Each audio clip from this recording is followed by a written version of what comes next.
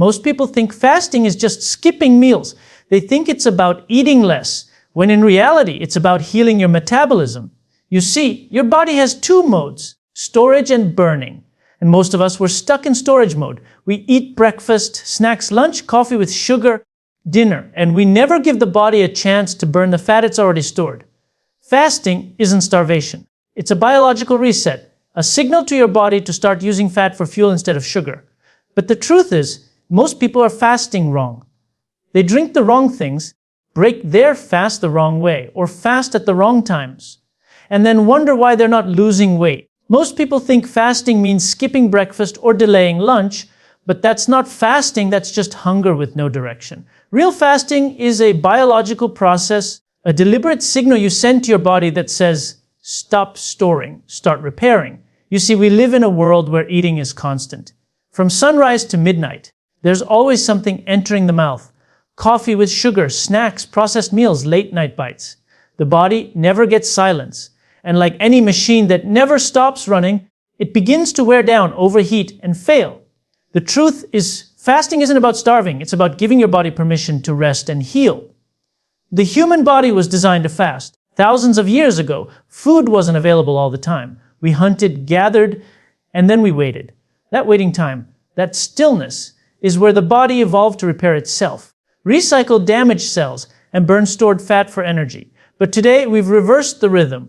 We eat first thing in the morning, we snack all day, and we eat again right before bed. Our cells are drowning in a constant flood of insulin, the storage hormone. And when insulin is high, fat burning shuts off completely. You can't burn fat and store fat at the same time. It's one or the other. That's the simple rule nature gave us, but modern life ignores it. So when people say they're fasting but still sip on sweet drinks, nibble on healthy snacks, or drink flavored coffees, they've already broken the fast. They've turned off the very process they're trying to activate. True fasting is not just about not eating. It's about creating a metabolic environment where the body is forced to shift fuel sources. When you stop eating, your blood sugar begins to drop. Insulin levels fall.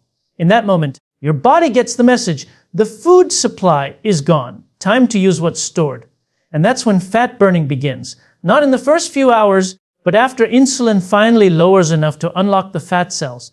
The reason most people never reach that state is because they never fast long enough or correctly. They interrupt the process halfway through. It's like trying to clean a room, but stopping the vacuum after 2 minutes. You never let it finish the job. The body needs time to switch gears. The first few hours after eating, it's burning glucose. Only after insulin drops does it enter the deeper state, the one where ketones rise, clarity improves, and fat begins to melt away. That's why patience is essential. Fasting isn't about rushing results. It's about allowing your internal chemistry to balance itself again. There's another layer most people miss. Fasting is not just physical, it's deeply hormonal. Every time you eat, insulin spikes. High insulin leads to cravings, fatigue, and fat storage. But when insulin remains low for long enough, something incredible happens. The body becomes sensitive again. It starts listening to its natural hunger cues. You no longer eat out of habit or emotion, but out of true need. That's when control returns. Not because of willpower, but because your biology has recalibrated. The problem with modern diets is that they fight the symptom, not the cause. Calorie restriction tells you to eat less, but not when. Fasting tells you when to stop, and in doing so, it resets everything inside you.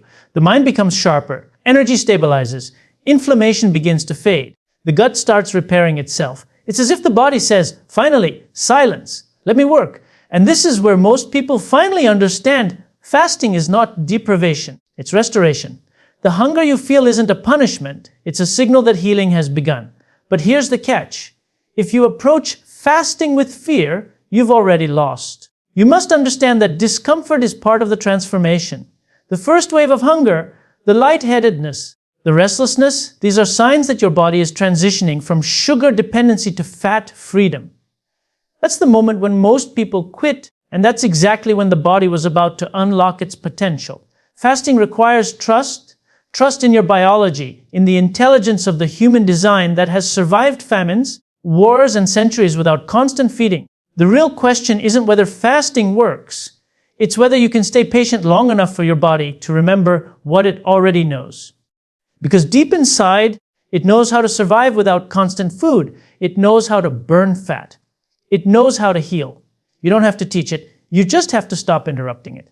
When you finally understand the rhythm, fasting becomes effortless. You stop chasing food for energy because energy comes from within. The body becomes lighter, the mind calmer. You realize that hunger comes in waves, and every wave passes. Each one is a step closer to clarity. Fasting, when done right, isn't about sacrifice, it's about freedom. Freedom from cravings, from dependence, from the noise of constant consumption. It's the body's ancient language saying, "Let me fix what's broken." And that's the truth most people never hear. Fasting isn't a new trend. It's the oldest healing tool in existence. It's nature's own medicine, waiting for you to stop eating long enough to let it work. When you do it correctly, you don't just lose fat. You lose the chaos, the inflammation, the mental fog. You regain control. You regain rhythm. And that's when real transformation begins. There's a hidden switch inside your body that decides whether you burn fat or store it. That switch is called insulin, a single hormone that can determine whether you feel energetic and lean or tired and sluggish. Most people never think about it. They think weight gain is about calories, exercise, or genetics. But the truth runs much deeper. Insulin is the master controller. It tells your body what to do with every bite you take, whether to use it now for fuel or lock it away for later as fat. And for most people today, that switch is stuck in storage mode. Every time you eat, especially when it's something sweet, processed, or rich in carbohydrates, your blood sugar rises. The body releases insulin to push that sugar out of your bloodstream and into your cells. That's normal. It's how the body maintains balance. But when eating becomes constant, insulin never gets a break. The system is flooded, and your cells stop responding. The body panics and releases even more insulin to do the same job. That's how insulin resistance begins, slowly, silently. Over years, you don't feel it happening, but the signs are everywhere. Constant hunger, fatigue after meals, stubborn belly fat, mood swings, cravings that never end. When insulin is high, the body receives a simple instruction. Store everything. It doesn't matter how clean or low calorie your meals are. If insulin is elevated, fat burning is shut down completely. You could be exercising, sweating, dieting, starving even. But as long as that hormone is active, your body refuses to access stored fat. It's like trying to drive a car with the brakes locked. You press the gas, but you're going nowhere. That's why so many people feel trapped in the same cycle, working harder but seeing no progress. It's not their fault. It's the chemistry that's misfiring. Understanding insulin means understanding your body's true rhythm. In a healthy system, insulin spikes briefly when you eat, then falls back down, allowing fat burning to resume. But in the modern world, we've trained our bodies to keep it high all the time through snacks, drinks, and constant stimulation. Even a small amount of sugar or milk in your coffee can keep that switch flipped to store mode for hours. The more often this happens, the more the body forgets how to burn fat naturally. It becomes addicted to glucose, needing a steady supply every few hours just to function. That's why people get hangry or dizzy if they skip a meal. Their bodies no longer remember how to access stored fuel. Lowering insulin isn't about starving yourself. It's about spacing your meals and choosing foods that don't cause violent spikes. When you stop eating every few hours, you give insulin time to drop. When it drops, your fat cells unlock. That's when real energy becomes available. The irony is that the less frequently you eat, the more stable your energy becomes. Because instead of chasing sugar highs and crashes, you're running on fat, the body's most powerful, consistent source of fuel. Insulin also affects more than just fat. It influences mood, inflammation, and aging. When insulin is constantly high, the body stays in growth mode. Cells divide rapidly. Inflammation increases and aging accelerates. But when insulin falls, repair begins. Autophagy, the natural recycling of old and damaged cells, kicks in. It's the body's cleanup mode. This is why lowering insulin isn't just about looking better. It's about living longer, thinking clearer, and feeling lighter inside your own skin. The change starts not with food itself, but with when you eat and how often you let insulin rest. The mistake most people make is assuming that healthy foods can't trigger high insulin. But even so, called healthy snacks, protein bars, smoothies, fruit juices can keep insulin elevated if they're consumed too often. The secret isn't just what you eat, it's how often you eat it. Each bite restarts the clock. Each snack resets the process. Every time you eat, you send the message to store energy, not burn it. And until you let that message fade, your body will never tap into its own reserves. The beautiful part is that insulin can be retrained. It's not permanent damage, it's a temporary confusion. By spacing meals, removing constant snacks, and allowing true fasting windows, insulin sensitivity returns. The body learns again how to switch from sugar to fat seamlessly. The energy that once felt out of reach suddenly becomes available all day. Cravings begin to fade.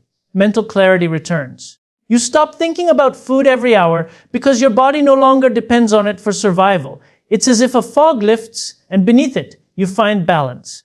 You start to notice that hunger feels different. It's no longer a desperate demand, it's a quiet signal. That's how the body was designed to function, periods of eating followed by periods of fasting. When insulin moves in harmony, every system follows. You sleep better, you think clearer. Your energy feels natural, not forced. That's because the body has reconnected to its original rhythm, the one it lost to constant feeding and modern convenience. And yet, the transformation doesn't just happen in the body, it begins in the mind. Realizing that insulin is in charge changes how you see food. You stop asking, "What should I eat?" and start asking, "What will this do to my insulin?" That simple shift rewires your choices. You start to respect the spaces between meals as much as the meals themselves. You start valuing silence in your biology, the quiet periods where healing takes place. Insulin doesn't need to be feared, it needs to be understood. It's not the enemy, it's the messenger. But like any messenger, if you keep calling on it too often, it stops delivering the right signals. You must let it rest, let it reset, let the body remember what balance feels like. Because once you master insulin, you master energy, you master hunger, you master your body's language. That's the true foundation of fat burning. Not a supplement, not a secret meal plan, but one simple principle: control insulin. And everything else follows. Most people think they're fasting, but in reality they're not. They believe skipping breakfast or eating late is enough, yet they unknowingly destroy the very process their body needs to burn fat. It's not about the hours you go without food, it's about what happens inside your body during those hours. The difference between success and failure in fasting often comes down to small, invisible mistakes. The kind that seem harmless but completely reset your system back to storage mode. These errors are subtle, but their effects are powerful. They block fat burning, disrupt hormones, and keep you stuck in the same cycle of frustration, exhaustion, and hunger. The first mistake most people make is not truly fasting. They think that anything with 0 calories is safe. But fasting isn't about calories, it's about hormonal silence. When you drink something that triggers insulin, even slightly, a splash of milk, a flavored coffee, a sugar-free soda, the body senses food and insulin rises. That tiny rise shuts off fat burning. It's like turning off a switch you didn't even know you had flipped. The process is delicate. Your body listens closely. The goal is to create complete stillness. No signals of food, no signals of sweetness, no signals that energy is entering from the outside. Only then does the body start using what's stored inside. The second mistake is overdoing stimulants. Many rely on caffeine to push through fasting hours, drinking cup after cup of coffee. At first, it feels fine. Energy stays high, hunger suppressed. But too much caffeine spikes stress hormones like cortisol. High cortisol raises blood sugar, which leads to insulin spikes. And the moment insulin rises, the fat-burning window closes. You might still be fasting on the clock, but your body is not fasting inside. This is why moderation matters. A small black coffee. Fine. 4 or 5 large cups throughout the day, you've lost the balance. The body doesn't burn fat when it's stressed, it stores it for emergencies. The third mistake comes from breaking the fast the wrong way. After hours of fasting, your cells are sensitive, ready to absorb nutrients, rebuild, repair. What you feed them first determines how your metabolism behaves for the rest of the day. But most people break their fast with heavy sugary or processed foods, shocking the system with a surge of glucose. The body reacts by flooding itself with insulin, undoing all the work of the previous hours. The best way to end a fast is gently, with real, whole food. A small portion of protein, healthy fat, or simple vegetables allows the body to re-enter feeding mode without chaos. Fasting isn't just what happens when you stop eating. It's also what happens the moment you start again. The fourth mistake is inconsistency. People fast one day, then binge the next. They go from extreme restriction to overconsumption, and the body loses trust. Consistency teaches your hormone stability. When fasting becomes a pattern, your body learns efficiency. Insulin lowers faster, fat burning starts sooner, energy stabilizes quicker. But when fasting becomes erratic, the body holds back, uncertain if another flood of food is coming. This creates a survival response. It clings to fat instead of releasing it. The key isn't intensity, it's rhythm. The body responds best not to perfection, but to predictability. The quiet repetition of balance. The final mistake is mental, not physical. People see fasting as a punishment, a challenge to survive, rather than a conversation with their biology. They count the hours, watching the clock, obsessing over hunger. But that mindset turns fasting into resistance. The body senses stress, and stress breaks the fast from within. Fasting should feel calm, almost meditative, a surrender, not a struggle. It's not about fighting hunger, it's about understanding it. Hunger is not an emergency. It's a message, a signal that your body is adjusting. When you stop fearing it, it loses power. You stop craving, stop obsessing, and start healing. The real art of fasting lies in awareness. Every sip, every bite, every thought, it all matters. The body listens to everything you do. When you eat, how you eat, even what you think about food. It all shapes your hormonal environment. When you fast correctly, your body rewards you with mental clarity, steady energy, and genuine fat loss. When you fast incorrectly, you end up tired, frustrated, and confused, wondering why it's not working. There's a pattern in the people who succeed. They understand fasting is not starvation, it's restoration. They don't drink flavored waters or chew sugar-free gum. They don't push through stress with endless coffee. They honor the silence of fasting. They break it mindfully. They stay consistent. They respect their body's timing, not the clock on the wall. This is what creates transformation. Not shortcuts, not tricks, but alignment with how the body was meant to function. It's easy to think these mistakes are small, but small things compound. A little cream in your coffee every morning might seem trivial, but over time it prevents insulin from fully dropping. A daily dose of stress from overcaffeination keeps cortisol high and fat burning low. A single impulsive binge after a long fast can undo the cellular balance you worked for. This isn't about perfection, it's about awareness. Awareness creates control. When you understand how your body reacts, you stop guessing. You stop following fads. You start observing yourself. Fasting is simple, but simplicity requires discipline. It's not complicated, but it demands understanding. Each time you eat or drink, ask yourself, is this moving me closer to healing or pulling me back into storage mode? That question alone can shift everything. Because the moment you stop making these small but powerful mistakes, fasting becomes effortless. The results become visible, not just in your body, but in your mind, your energy, your presence. You start to feel lighter, sharper, calmer. You start to experience what true metabolic freedom feels like. And in that stillness, you realize fasting was never about restriction. It was about reprogramming your relationship with your own biology. It was about silence, the kind that allows your cells to speak, your hormones to reset, your energy to return. The fewer mistakes you make, the clearer that voice becomes. And once you hear it, you'll never go back to doing it wrong again.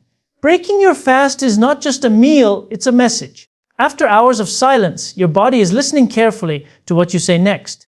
The first thing you eat after fasting tells your metabolism how to behave, whether to burn fat efficiently or to store it again.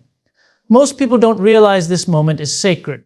They treat it like a reward for enduring hunger, rushing toward comfort foods, sweets, or caffeine. But the truth is, the first bite sets the tone for the entire day. You're either igniting your fat, burning engine, or shutting it down before it even starts. When you fast, your body becomes incredibly sensitive to insulin, to nutrients, to signals of abundance. The cells that were once bloated with sugar and stress finally relax, ready to absorb what's next. This is your body's reset point, the moment when your choices carry more weight than at any other time. If you flood it with processed food, sugar, or refined carbohydrates, insulin surges, and the fat-burning door slams shut. But if you reintroduce food gently with respect and intelligence, your metabolism stays open, responsive, and balanced. The body doesn't like extremes. It doesn't want starvation or overload. It wants rhythm, the natural flow between fasting and feeding. When you're in a fast, the goal is to continue harmony, not shock the system. Think of it as bringing music back after silence. If the first note is harsh, the whole song feels wrong. That's what happens when you break your fast with sugary drinks, bread, pastries, or processed meals. Your blood sugar spikes, insulin rushes in, and within minutes, you're back in the same storage mode you were trying to escape. The energy crashes, the cravings return, and the fat burning switch turns off. The right way to break a fast is gentle, deliberate, and mindful. Start with water to rehydrate your cells. Then something light, real food, simple food like bone broth, vegetables, or a small amount of protein and fat. Protein helps rebuild tissues, and fat helps stabilize insulin. Together, they send a calm signal to your body the fast is over, but balance remains. Avoid overloading your plate, remember. Your stomach has been resting. Flooding it with too much food too quickly will only cause discomfort, bloating, and confusion. The body doesn't need volume, it needs quality. There's a deep science behind this calm reentry. After fasting, your digestive enzymes are reset, your gut lining is sensitive, and your nutrient absorption is higher than usual. This means everything you eat goes deeper. Every choice matters more. Even a small mistake, a sugary drink, a processed snack, has a bigger impact than usual. That's why this moment is powerful. It can either amplify your progress or undo it instantly. The way you break your fast determines whether your body continues to burn fat or start storing it again. Another hidden mistake people make when breaking a fast is eating too fast. They rush the process, shoveling food into a body that's not ready yet. But digestion begins in the mind. When you slow down, breathe, and eat consciously, your body prepares. Enzymes flow, acid releases, the gut wakes up gently. Eating in silence or with calm focus allows your body to synchronize, to fully transition from the fasting state to the feeding state without stress. Rushing, multitasking, or eating while distracted disrupts that rhythm. You might not notice it, but the body does. The result: poor digestion, slower metabolism, and unstable blood sugar. The ideal meal after fasting is one that nourishes without spiking. Whole foods, eggs, avocados, leafy greens, fish, nuts, or lean meats. These are the ingredients your body recognizes. They deliver nutrients without chaos. They don't flood your system, they rebuild it. Every bite tells your cells, we're still in balance. And when that message stays consistent, your body continues burning fat between meals instead of storing it. You start to live in a flow where energy feels effortless. Not because you're eating more, but because you're eating right. Breaking the fast also requires emotional awareness. Many people use that first meal to reward themselves, to compensate for the hours they went without food. That mindset turns fasting into punishment and eating into escape. But fasting isn't deprivation, it's alignment. The goal isn't to survive. Until you can eat, it's to learn how to feed your body from a place of calm, not craving. When you approach the first meal with gratitude instead of impatience, your body responds differently. Hormones shift, digestion improves, and you feel satisfied with less. There's also timing. The first thing you eat after fasting should never be eaten in chaos. Not while driving, scrolling, or rushing. Sit down. Breathe. Let your body know it's safe to receive food again. The nervous system plays a major role in digestion. If you eat in stress, your body prioritizes survival over digestion. You could eat the healthiest meal, but your body won't process it properly if your mind is anxious. Calm body, calm metabolism. The meal isn't just physical, it's energetic. As you continue practicing this awareness, something changes. You stop seeing food as the enemy or fasting as the cure. You begin to see both as parts of one continuous conversation, silence and speech, rest and renewal. The way you break your fast becomes a daily ritual, a moment of reconnection with your body. You feel your energy rising not from caffeine or sugar, but from stability. You stop craving extremes. You start craving balance. Breaking a fast correctly doesn't just maintain fat burn, it deepens it. When you refeed with intelligence, your body keeps using fat for energy even after eating. That's the magic of metabolic flexibility. Your body learns to shift smoothly between fasting and feeding, between burning and replenishing. You become efficient, focused, calm. You stop being a slave to hunger. The food you eat no longer controls you, you control how your body responds to it.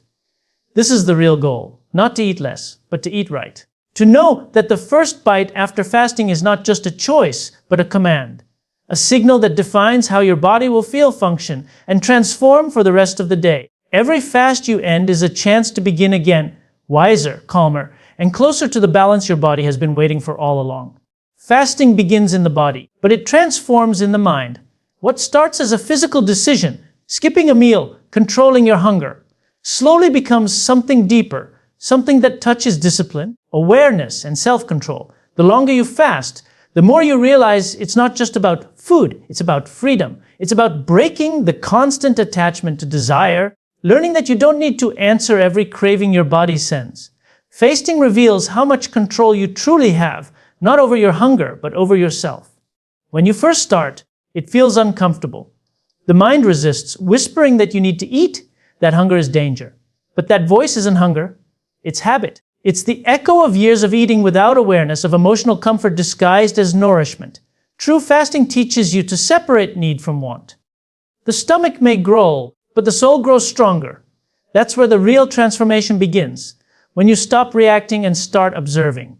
Hunger comes, you feel it, you breathe, and it passes. Every time you endure that wave, you train your mind to lead instead of follow. Fasting is a mirror.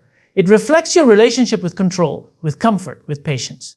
When you can sit through the stillness of fasting without reaching for distraction, you start to see how much of life you spend escaping discomfort. Food becomes a metaphor for everything else you chase.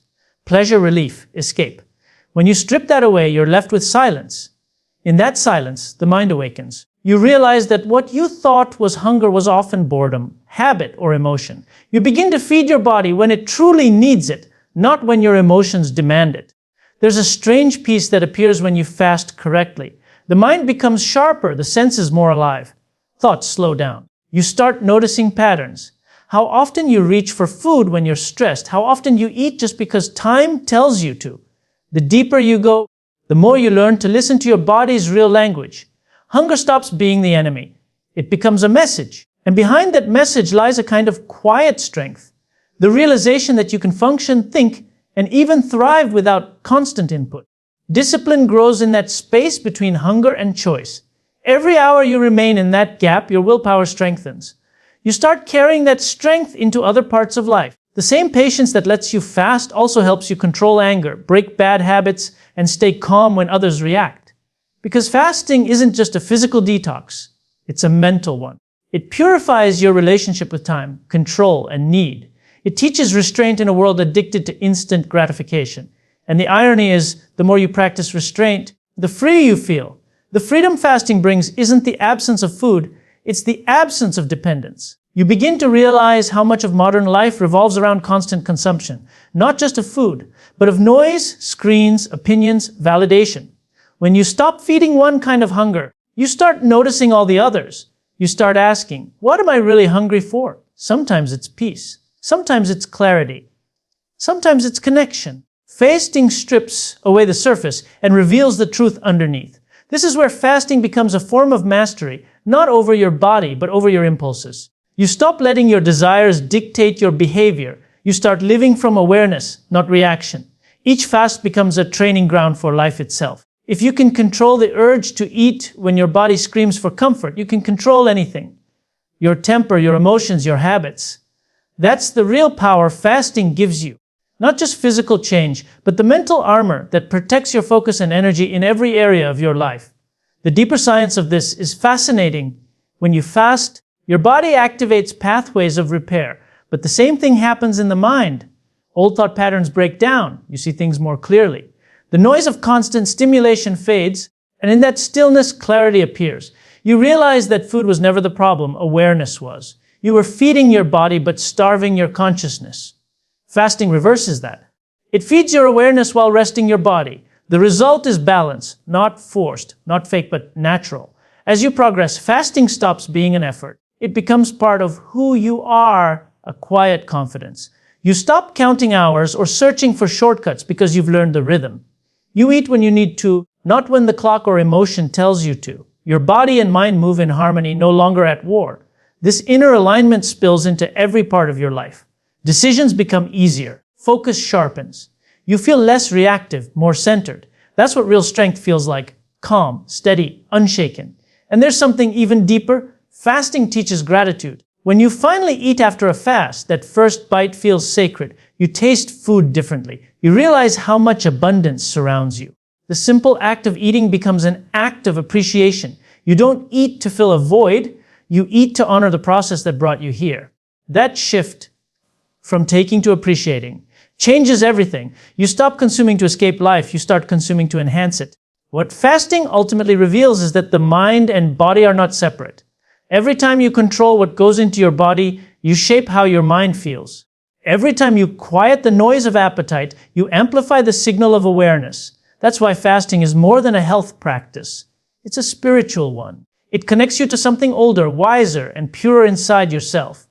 It reminds you that you are not your cravings, your hunger, or your habits. You are the consciousness observing them. When fasting becomes a lifestyle, it no longer feels like sacrifice. It feels like clarity. You walk through the day lighter, both in body and mind. You begin to see that control isn't restriction, it's freedom. Freedom from obsession, from constant need, from dependence on things outside of you. That is the fasting mindset, a calm strength, a quiet authority over self, and the understanding that the greatest form of nourishment sometimes comes from not consuming at all.